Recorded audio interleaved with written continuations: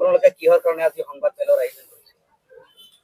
আজি এত উপস্থিত সাংবাদিক বন্ধুসকল, আমাৰ ইয়াতে উপস্থিত মনোহৰ কংগ্ৰেছৰ সভাপতি, মনোহৰ কংগ্ৰেছৰ উপসভাপতি সকল উপস্থিত, আমাৰ বাটিয়াগুলি পঞ্চায়তৰ সভাপতি, আঞ্চলিক পঞ্চায়তৰ সদস্য, আজি ইয়াতে উপস্থিত আমাৰ যুৱ কংগ্ৰেছ NSY সেৱা দলৰ অধ্যক্ষসকল, উপস্থিত আমাৰ ব্লক কংগ্ৰেছৰ উপসভাপতি, মণ্ডল কংগ্ৰেছৰ উপসভাপতি ইয়াতে উপস্থিত আছে, আৰু আমাৰ শ্ৰদ্ধাৰ সদস্য।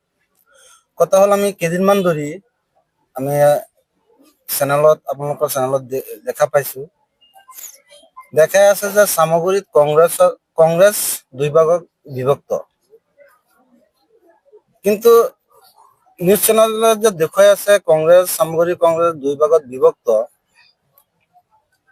এইটো একেবাৰে মিছা কথা। চামগুৰি কংগ্ৰেছ দুই ভাগত বিভক্ত হোৱা নাই। কালি দেখিলো কেইজনমান ব্যক্তি ইয়াতে আহিছে লটাৰী চাপৰি বজাৰত, আৰু তেখেতসকলে নিজকে কংগ্ৰেছী বুলি দাবী কৰি আছে, আৰু তেখেতসকলৰ ভিতৰত কোনোবাই চামগুৰি সমষ্টিৰ মানে প্ৰাৰ্থিত্ব প্ৰত্যাশী। গতিকে তেখেতসকল যে এইখিনিত আহিছে,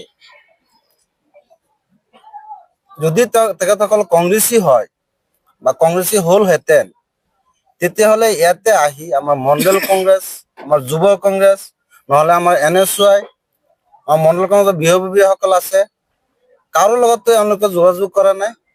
আমাৰ সংগঠনৰ কোনো মানুহৰ লগত যোগাযোগ কৰা নাই, কোনো কংগ্ৰেছী মানুহৰ লগত যোগাযোগ কৰা নাই। তেখেতসকলে ইয়াতে আহি নিজকে ডাঙৰ কংগ্ৰেছী বুলি দেখুৱাই আছে। কিন্তু আমি আগতে কৈছো, আমাৰ সন্দেহ হৈছে তেখেতসকলে বিজেপিৰ হৈ কাম কৰি আছে। আৰু আপোনালোকে দেখিছে, এজন হৈছে শ্বহীদুল্লাহ মাষ্টৰ। তেখেতে আগতো আমাৰ চামগুৰি সমষ্টিত আছিলে, বৰ্তমানো চামগুৰি সমষ্টি। কিন্তু তেখেতক আপোনালোকে কেতিয়াবা, যোৱা যেন আমাৰ উপ নিৰ্বাচন গৈছে, ইমান এটা ভয়াৱহ পৰিস্থিতি গৈছে, আপোনালোকে তেখেতক কেতিয়াবা দেখা পাইছেনে? কোনোবা এটা মিটিঙত, কোনোবা এটা আমাৰ কংগ্ৰেছী মানুহৰ লগত দেখা পাইছেনে? আমি ক'তো দেখা নাই। আৰু বৰ্তমান যোনটো নতুন সমষ্টি হৈছে চামগুৰি সমষ্টি, তেখেতসকল আমাৰ লগত নতুন সমষ্টিত সংযুক্ত হৈছে। আমাৰ যে যোৱা পঞ্চায়ত ইলেকশ্যন গৈছে, এই যোৱা পঞ্চায়ত ইলেকশ্যনত আমি তেখেতসকলক ক'তো দেখা নাই।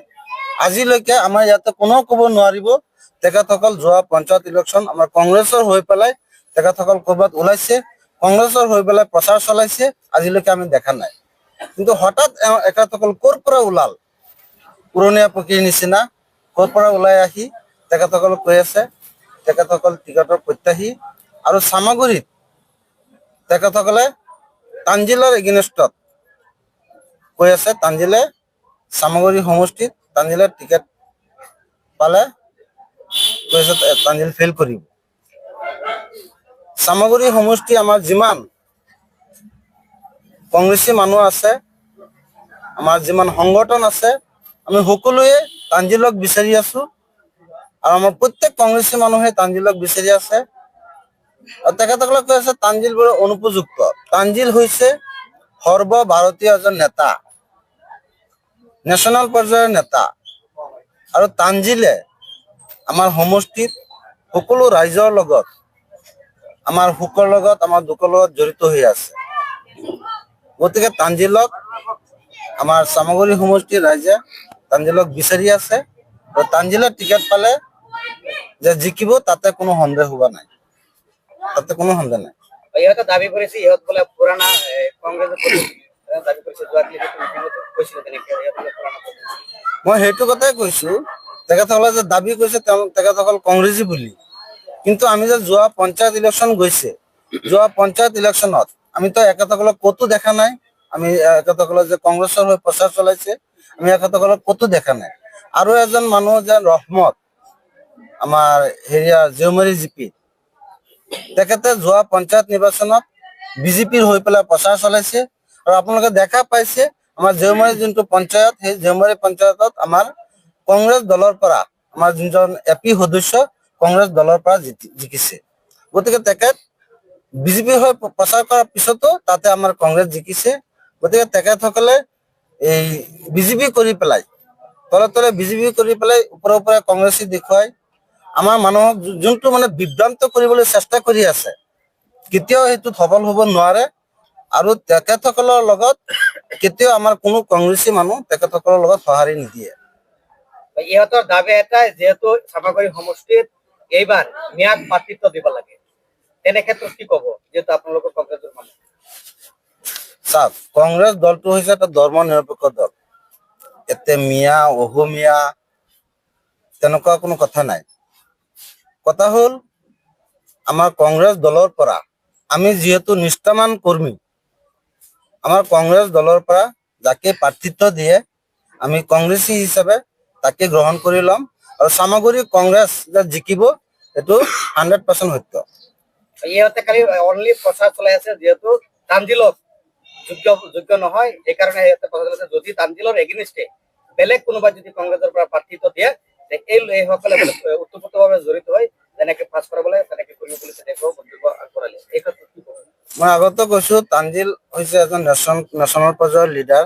আৰু তানজিল যি ল'ৰা, তাৰ চৰিত্ৰ, তাৰ চলা ফিৰা একদম অমায়িক আৰু বহুত ভদ্ৰ। আৰু মানুহৰ লগত কেনেকৈ মিলিব লাগে, ৰাইজৰ লগত কেনেকৈ মিলিব লাগে, সেইটো তানজিলৰ ব্যক্তিত্ব আছে।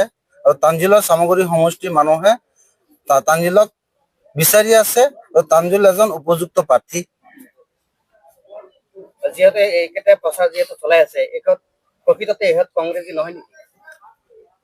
না, মই অথনি কৈছোৱেই যেন এখেতসকল কংগ্ৰেছী হলে, এখেতসকল যদি কংগ্ৰেছী হলহেঁতেন, যোৱাকালি যে ইয়াতে আহিছে, ইয়াতে অহাৰ পিছত আমাৰ কোনজন কংগ্ৰেছী মানুহক, আমাৰ যুৱ কংগ্ৰেছৰ প্ৰেচিডেণ্ট ইয়াতে আছে, যুৱ কংগ্ৰেছ প্ৰেচিডেণ্টক মাতা নাই, NSR সভাপতিক মাতা নাই, আমাৰ মণ্ডল প্ৰেচিডেণ্টক মাতা নাই, আমাৰ কোনো এজন কংগ্ৰেছী আমাৰ সংগঠনৰ মানুহক মাতা নাই।